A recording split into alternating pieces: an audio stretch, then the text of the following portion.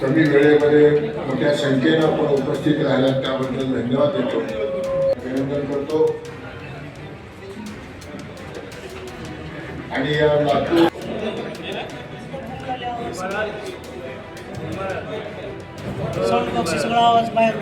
बोला. हा भैया, आता जिल्हा परिषद पंचायत समितीच्या निवडणुकीच्या आज उमेदवारी अर्ज दाखल केलेला आहे. कसं चित्र असणार आहे जिल्ह्याचं एकंदर? चित्र चांगलं असणार आहे. मागच्या वेळेस आमची जिल्हा परिषद होती, यावेळेस आमचीच येणार आहे. आता ह्यावेळेस तर आणखी आमची ताकद वाढलेली आहे.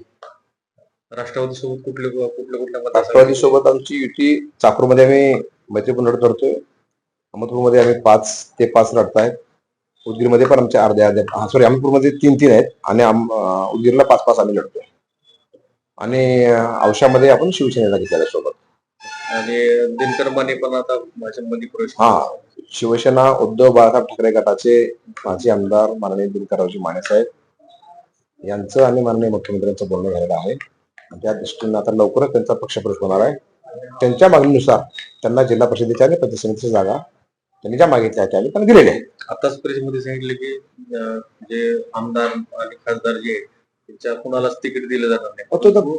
माजी जिल्हा अध्यक्षांच्या मुलाला तिकीट दिलेलं आहे. नाही, कुणालाही तिकीट दिलेलं नाही. आमच्या जिल्हा सुधाकर शंगा यांच्या मुलीने तिकीट सगळ्यांना माघारी घ्यायला सांगितलेलं आहे. रमेश अप्पा कराड यांच्या मुलाला रमेश अप्पा कराडांच्या मुलाला दिलेली उमेदवारी सुद्धा अर्ज त्यांनी भरलेला नाही.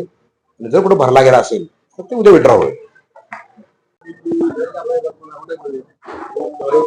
या निवडणुकीमध्ये लातूर जिल्ह्यामध्ये भारतीय जनता पक्षाचं फार मोठे यश आपल्याला मिळणार आहे. तिथे चांगलं वातावरण आहे.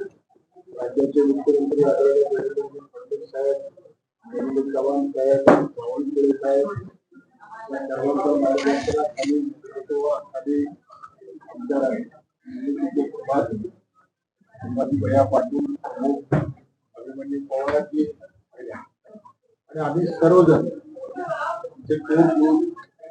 सगळ्यांनी मिळून अतिशय चांगलं या निवडणुकीचा केलेला आहे.